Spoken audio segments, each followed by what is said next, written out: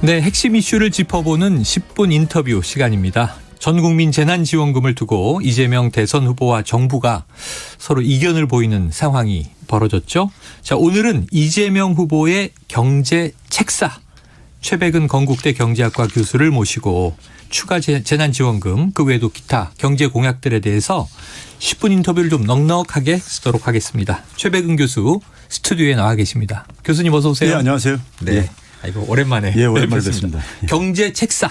이재명 후보의 경제 책사 어떠세요, 호칭은? 이거 저기 네. 누구도 이런 용어 안 썼는데 우리 저기 네. 시사본부에서 경제 멘토 이렇게 할까요? 그냥 여러 훌륭한 분들이 많아가지고요. 네네. 근데 그냥 조언 주는 사람 중에 한 사람. 조언자, 예. 자문단 중에 일원. 예. 그렇게 최갈 공명 이렇게 별명이 될 수도 있는데, 자 재난지원금 이야기가 정치권 화두로 떠올랐지 않습니까? 예. 지금 이제 재난지원금은 다 지급됐나 보다 88% 불만도 있었고 혼란도 좀 있었습니다만 또 90%까지로 상향한다 그랬다 아니다 이렇게 정부가 잘랐어요. 그런데 추가 재난지원금을 지금 100만 원 정도 줘야 되는데 그러면 30에서 50만 원씩 더 줘야 한다. 이걸 지금 이 정기국회 내에 통과시키겠다 이렇게 이제 얘기를 했어요. 어떻게 보셨어요? 이거는 제가 볼 때 절대적으로 필요한 거고요. 절대적으로 필요하다. 예, 절대적으로 필요한 거고요. 그 이유가 우리가 지난해 그러니까 우리가 많은 나라들이 어쨌든 간에 경제 성장률이 마이너스로 후퇴를 했잖아요. 네네. 그 속에서 우리는 상대로 선방을 했죠. 그렇죠. 마이너스 0.9%로 네. 주요 국가 중에서 1등을 했습니다. 그리고 올해도 어쨌든 간에 회복 속도가 가장 빠른 나라입니다. 네. 올해 현재까지도요. 성장률이 좋고. 예, 가장 빠른 나라입니다. 네. 실질적으로 회복 속도가요. 자, 그렇게 됐을 때 이 경제적인 성과가 저는 우리가 흔히 얘기하듯이 K 방역의 결과예요. 네네. 경제 정책과는 아무런 관련이 없습니다. 경제 전문가로 봤을 때요. 경제 정책은 오히려 제가 볼 때는 해악적인 오히려 영향까지 미쳤어요. 네네. 예. 이제 우리가 그런 차원에서 속에서 우리가 그러면 K 방역의 결과로 그러니까 우리가 국가 경제에 그러니까 우리가 커다란 우리가 기여를 그러니까 예를 들면 GDP 같은 경우를 기여를 만들어냈다면은 성과를 냈다면 그 부분도 그러니까는 K 방역에 기여한 것에 따라서 배분이 돼야 되는 거죠. 네네. 작년에 이제 그러니까는 작년에 이제 올해요. 올해 이제 문재인 대통령이 그 5월 달에 확대 재정 전략회라는 게 있습니다. 예. 거기서 이런 얘기를 했어요. 정부가요. 대통령께서 뭐라고 얘기했냐면은 경기가 이제 회복 수순으로 들어가고 있는데 여전히 뭐냐면은 절반 이상은 그늘져 있다. 양극화가 진행되고 있다 이거죠. 우리 그걸 피부로 다 느끼는 거잖아요. 네. 그렇죠.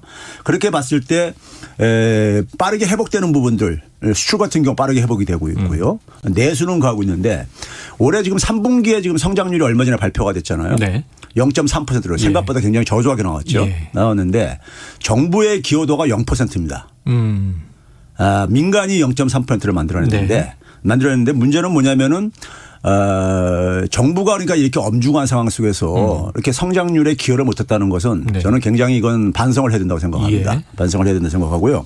그다음에 이제 실질적으로 올해 3분기 기준으로 GDP가 실질 개념으로요. 그러니까 물가 수준까지 고려해 가지고 실질 GDP가 팬데믹 바로 직전 2019년 말 대비 어느 정도 증가했냐 한 8조 원 정도 증가했습니다. 네네. 증가했는데 가계 소비 지출은 5조 3천억 원 이상이 감소한 상태. 아직도요. 가계 소비 지출은 아직 지갑을 닫고 있군요. 예. 네. 지갑을 닫고 있거나 아니면 그러니까 소비를 그러니까 할 수 없는 여건이라든가. 가처분 소득이 없거나. 특히 이제 그 임시직 일용직이 아직도 그러니까 그 일자리가 회복이 안 됐어요. 회복이 안 된 상태고 고용이 아직 그러니까 충분히 회복이 안 된 상태고요. 그러다 보니까 가게가 그만큼 쓸 여력이 없는 거죠. 그런 점에서 지금 우리가 정부가 목표로 하는 올해 성장률 있잖아요. 그걸 달성하려면은 그러니까는 지금 민간 소비가 3분기에 마이너스를 기록했어요. 지금 경기가 다 회복되고 있는데 민간 소비만 마이너스를 기록했어요. 그럼 우리가 정부가 그러니까는 성장률 목표치를 달성하려면 자신이 제시한 걸 하려면은 부족한 부분을 그러니까 우리가 초점을 맞춰야 되는 것이고 그 부족한 부분이 가계 소비 지출 부분이라 이거예요.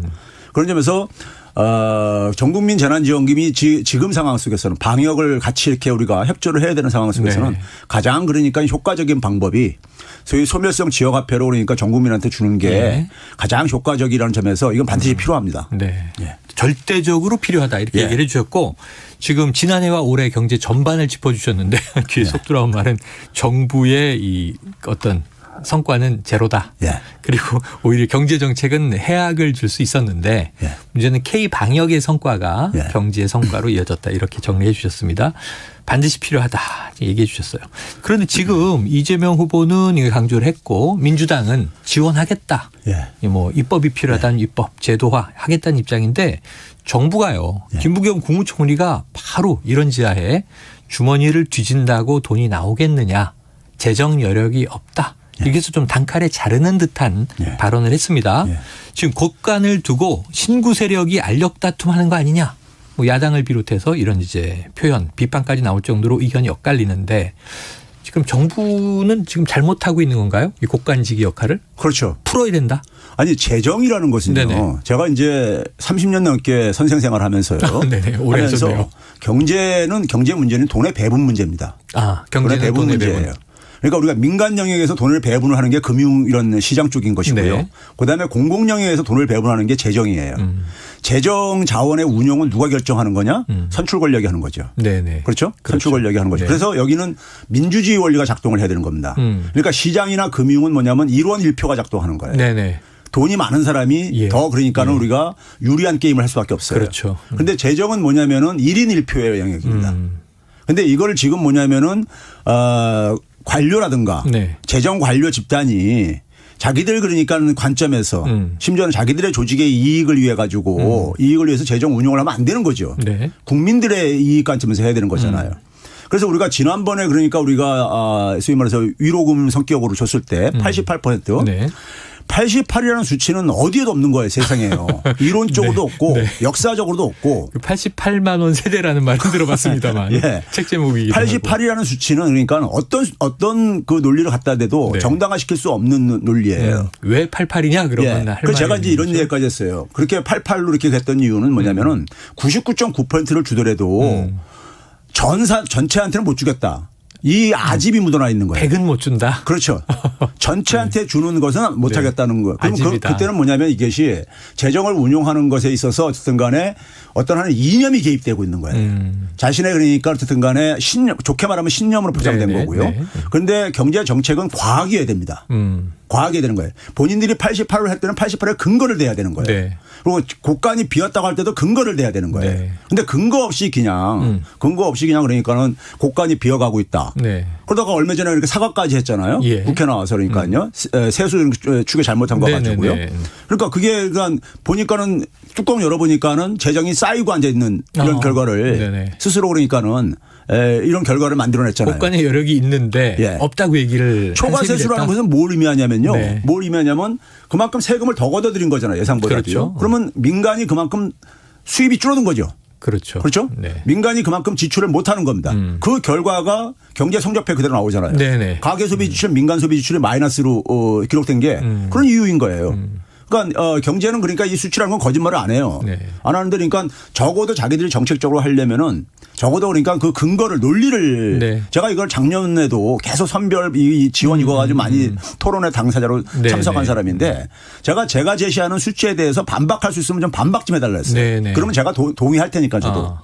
근데 거기에 대해서는요. 제가 심지어 기재부 차관하고도 한번 네. 마주 앉아서 얘기한 적이 있었어요. 공식적인 네. 토론을요. 공식적으로요. 근데 근거를? 거기서도 안 하고 피하고 오히려 제 눈을 피하시더라고. 그 교수님의 눈빛이 무서워서 그런 거 아닙니까? 제 눈 굉장히 선한데. 아, 맞습니다. 최백은 교수님의 눈빛은 선하신 거 맞습니다. 자, 지금 이 근거를 가지고 이 집행하는 과학이어야 한다. 재정 계획이라고 하는 것은. 근데 이제 결국은 계산이 틀렸고 이제 추가 재정, 이 세수가 쌓여 있었다. 이거 네. 풀어야 된다. 근데 지금 확 다음 말은 그거예요. 국민 개인이 써야 할 돈을 못 쓰고 세금으로 냈으니까 네. 그럼 그 내수시장 진작을 위해서 정부가 풀어야 하는 거 아니냐. 그건 논리적으로 맞는데 정부가 이제 이 돈을 만약에 못 푼다고 한다면 또 다른 이유가 있어야 될 텐데요. 자, 국민 총생산, 이 GDP 대비해서 지급된 재난지원금이 턱없이 부족하다. 이게 이제 이재명 후보의 주장입니다. 그러면 이재명 후보의 주장에는 근거가 있습니까? 네, 있죠. 네. 우리가 예를 들어서 그러니까는 코로나 재난을 우리가 겪으면서 네. 일단 각 국가들이 돈을 풀었잖아요. 그렇죠. 돈을 풀었어요. 미국하고 일본 엄청나게 풀었더라고요. 예, 엄청 네. 풀었죠.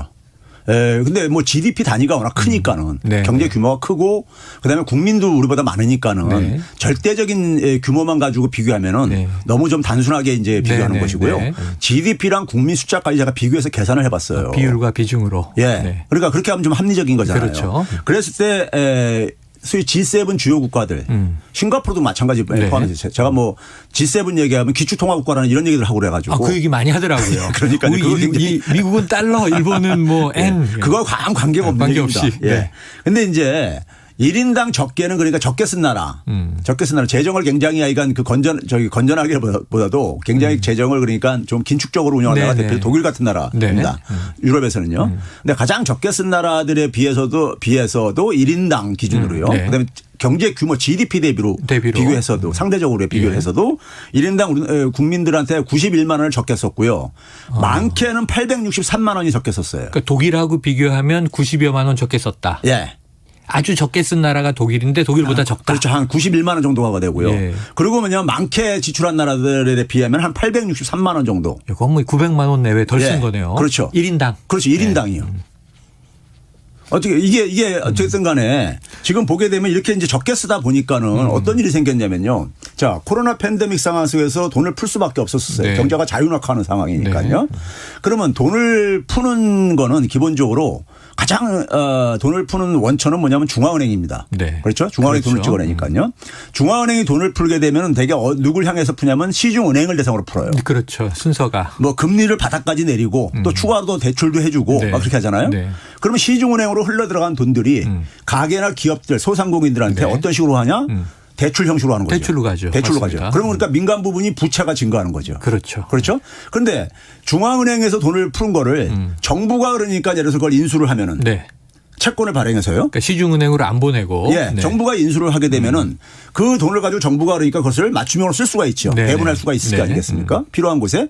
그럴 경우엔 정부의 국가 부채가 증가하죠. 그렇죠. 그 대신, 가계부채가 그 대신 아니라. 민간 부채는 덜 증가하죠. 맞습니다. 그렇죠? 그럼 이 상황 속에서 OECD 주요 국가들이 있잖아요. 네.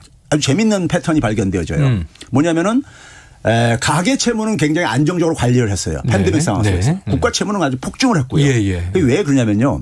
미국 같은 나라조차도 시장에 의해서 운영하는 경제를 금융위기의 원인이 뭐냐면은 서브프라임 모기 사태라고 하잖아요. 네, 맞습니다. 그게 가계 채무 사태입니다. 네.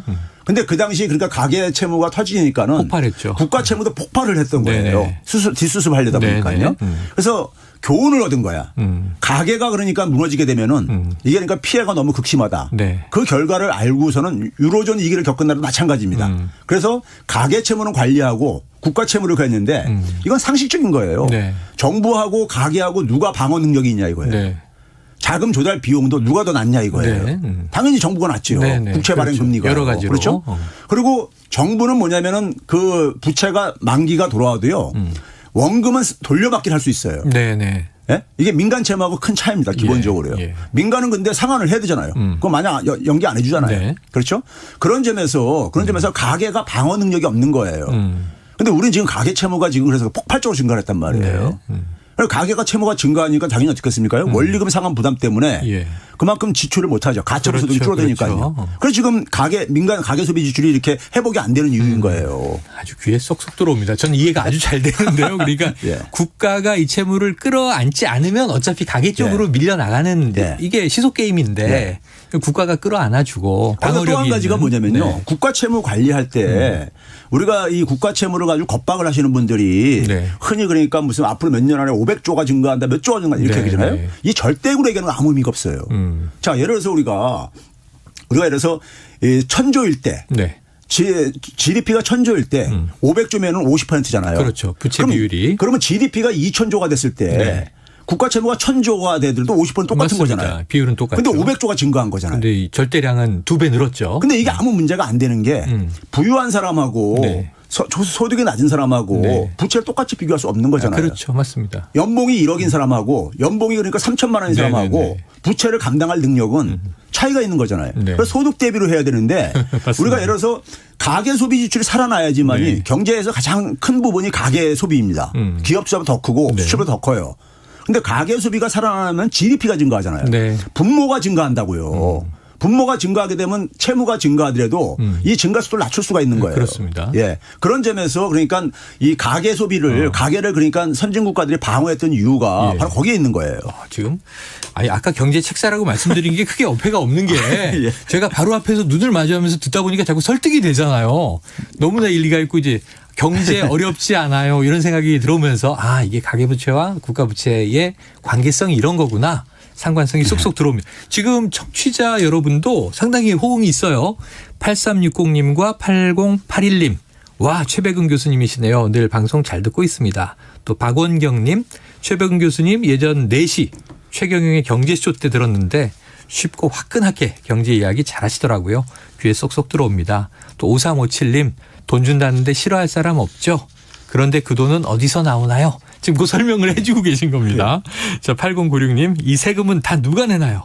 재난지원금 다 주고 물가 상승은 어떻게 하나요? 걱정하시는 입장인데 지금 이 재난지원금으로 주지 않고 그러면 이제 국가의 재정 곳간에 쌓아두면 이게 누가 좋은 것이냐 하는 설명을 또 설파하고 계셨습니다. 그 물가 상승 제가 좀 얘기를 할까요? 물가 상승 요즘에 예, 이제 요즘 많이 10월 그러잖아요. 3.2%. 예, 3.2% 어떻게 된 거예요, 올라갔죠? 이거? 네. 이거는 지금 우리나라는 상대적으로 적게 올라가는 편이에요. 아, 그래요? 미국이나 유럽은 지금 5%대 4%대 이렇게 막 올라간 지. 정부도 걱정하고 언론이 굉장히 막 우려를 내놓던데요. 근데 우리가 물가가 올라가는 건요. 네. 경제학적으로 수요 공급에 의해서 설명하면은 네. 수요가 늘어도 올라가는 거고 공급이 줄어들고 가는 겁니다. 아, 그렇죠. 네. 근데 지금 물가 상승 요인은 공급 측 병목 현상이에요. 아, 공급 측 병목 공급이 딸린다. 예. 그렇죠. 공급이 지금 여러 가지 그러니까 애로사항이 부딪히면서 네네. 공급 측 병목 현상이고 우선 유가도 영향이 있는 거죠. 그렇죠. 유가도 이제 마찬가지로 오르고. 석유 공급 뭐 이런 문제들과 관련돼 있는 그러니까 건데 가격이 오른 거고. 이게 운송 문제도 있고 네. 여러 가지로요. 네. 그러면 이 상황 속에서 미국의 연준을 비롯해서 재무장관인 옐런 전 연준 의장이죠. 제니 옐런이 예. 이제 전 연준 이러거나 의장인데 아니면 재무장관이. 유럽 중앙은행의 총재인 네. 총재인 그러니까 우리 전 IMF 총재했었던 네네. 분이죠. 그런데 이분들이 전부 다 금리 인상할 계획 없다 이런 얘기를 하는 이유가 맞습니다. 아직은 없다고 하는 맞습니다. 이유가 왜 그러냐면요. 우리가 지금 금리를 인상한다는 얘기는 돈을 회수하는 거예요. 네. 돈을 회수하는 건데 네. 돈을 그러니까 풀어가지고 그동안 돈을 굉장히 많이 풀었잖아요. 2년간 돈을 풀었습니다. 예, 그 풀린 돈이 소비로 그러니까 이어져 가지고 소비가 폭발적으로 증가해 가지고 물가를 올리는 거라면은 예. 돈을 회수를 해야 되는 거예요. 그렇죠. 돈을 회수를 해야 네. 되는 거예요. 근데 지금은 그러니까 우리가 풀린 돈 중에 풀린 돈이 소비로 연결이 안 돼주고 있어요. 예? 우리나라 같은 경우 제가 계산해 보면요. 네. 풀린 돈이 한 3,400조 정도 이렇게 예. 이상이 되는데 예. 거기에 그러니까 경제 활동에 들어가는 것은 1,900조 정도뿐이 안 들어가고 있고 오, 네. 나머지는 어디로 가고 있냐? 네. 부동산 거래, 주식 거래, 예. 그다음에 현금으로 퇴장. 우리 5만 원권 지폐 많이 없어진다 그러잖아요. 그러니까 이게 경제 활동으로 이게 들어가지 않고 네. 그래서 뭐냐면 그걸 계산해 보면은 예. 지금보다 한국은행이 101조 정도 더 풀어도 물가 상승에 수입 안에서 돈 풀어가지고 생기는 물가 상승 압력은 안 생깁니다. 없다. 예. 지금 그 하는 것은 공급 측 요인인 거예요. 네. 공급 측 요인은 화폐 풍부하고 관계가 없어요. 관계가 없는 겁니다. 그런 점에서 일반인들은 그러니까 물가 올라가게 되면은 돈을 많이 풀려서 그런 게 아닌가 네, 이렇게 걱정하게 생각하는 거는 되죠. 일반적인 상황 속에서 되게 그건 맞는 얘기입니다. 맞는데. 근데 지금은 공급 측 이 병목 현상으로 예, 생기는 거예요. 예. 그래서 그 문제가 오래 가지 않을 거다 보면서 금리 인상을 자제하는 겁니다. 지금요. 네. 지금 금리 인상하게 되면은 누가 또 혜택을 볼 것 같아요? 돈 여유 자금 있는 사람들이 그거 가지고 돈 늘릴 수 돈을 있잖아요. 돈을 빌려주고 예, 돈 갚을 수 이자를 높이겠죠. 그다음에 이제 은행도 돈 대출 그렇고. 많이 하신 분들 네. 금융 비용도 올라가죠. 예, 그렇겠죠. 예. 그러니까 이게 그러니까 오히려 그러니까는 그런 점에서 물가 상승을 그러니까 이게 해결도 못 하면서 하지도 못하면서 괜히 그러니까 부담만 더 줄 수 있다 경제에. 네, 채무자는 힘들어지고 예. 채권자만 유리한 게임의 룰이 만들어질 수도 있다. 자, 이제 6920님은요. 자, 그럼 과연 누구에게 얼마나 줄 수 있습니까? 이게 더 중요하지요. 하고 이제 구체적인 얘기를 또 물어봐 주셨어요. 지금 교수님의 경제학 강의는 잘 이해가 됐습니다. 그리고 이제 코로나 상황에서 좀 이제 특이 상황이다. 일반적인 이제 거시경제 이론을 대입하지 마라. 이렇게 들리는데 자, 전 국민 재난지원금을 만약에 이재명 후보의 주장대로 그럼 추가로 지급하기로 했어요. 예. 그럼 어느 시점에 얼마가 적정하다고 보세요? 저는 우리가 경제 정책은 흔히 타이밍이 중요하다 그러잖아요. 타이밍이 중요하다고 타이밍이 하죠. 중요한데 우리가 이제 이 재난지원금을 주는 거는요. 재난지원금의 성격을 우리가 이해를 해야 돼요. 네. 그러니까 우리가 평상시에 그러니까 이거를 가지고 그러니까 우리가 선별로 지원하자고 하시는 분들이 네. 잘못 지금 오해를 하고 있는 게 선별이라는 건 뭡니까? 어려운 사람한테 더 두텁게 지원하자 이런 네네, 그 거잖아요. 이야기죠, 예, 바로. 하는 건데 문제는 뭐냐면은 자, 어려운 사람이라는 기준이 네. 되게 소득이나 자산 같은 걸로 기준을 하고 있잖아요. 그렇죠. 그런데 예를 들어 지난번에 88% 기준 했을 때 88% 이하 중에 어떤 분들도 있냐면요. 네. 예를 들어서 공공부문, 공기업에 정규직 네. 이런 분들도 그중에 일부가 해당되죠. 공무원들도 해당되고요. 상당히 생활이 안정적인. 그분들은 전혀 네. 피해 안 받잖아요. 그렇죠. 심지어는 생계급여자들, 네. 최저생계급여자들이요. 이분들도 그러니까는 지난해하고 올해하고 지원받는 건 똑같이 변화가 없는데도 불구하고 근데 그냥 단순하게 소득이 낮다는 이유로 더 지원을 해준다면은 네. 그렇다면 코로나 재난이 끝나도 네. 그 논리라면 코로나 재난 끝나도 지원해 줘야 되는 거예요. 네. 네. 그렇잖아요. 이거는 우리가 평상시에 그러니까 복지금 문제가 아닌 거예요. 지금 팬데믹으로 인해서 이 위기를 그러니까는 이 특수한 상황 속에서 거기에 대해서 지원금이기 때문에 이 지원은 그러니까는 공동체의 이익을 위해서 협조하신 분들 특히 소상공인들 예. 행정명령 받아가지고 못하신 분들 희생을 이런 많이 분들에 대한 겪으셨죠. 손실 보상인 거고요. 네네. 그다음에 팬데믹을 막으려면은 전체 국민이 협조를 해야 되잖아요. 네. 참여해야 되고. 예, 자발적으로 협조를 해줘야 되잖아요. 네. 그것 때문에 K방향 만들어진 거고요. 이분들에 대해서는 그러니까 일종의 위로금 성격인 거예요, 이게요. 이분들도 어쨌든 직간접적으로 피해를 본 게 있기 때문에. 그래서 문재인 대통령은 지난번에 예. 한 번 더 풀어야 한다는 얘기를 하면서 이제 재난 위로금이라는 그렇죠. 얘기를 그 했었죠. 정확하게 이해하신 네네. 거예요. 그래서 이제 지금 그러니까 소상공인에 대해서도 좀 더 손실 보상이 더 이제 강화가 돼야 될 뿐만 아니라 손실 보상이고. 예. 그다음에 이제 위로금 성격으로 이걸 접근하게 되면은 네. 이거는 소득이나 자산 기준이 될 수가 없는 거예요. 자, 부자인 사람은 그러니까 코로나 이 재난에서 협조 안 했냐고요. 방역 안 했습니까? 그러니까요. 했습니다. 예. 네.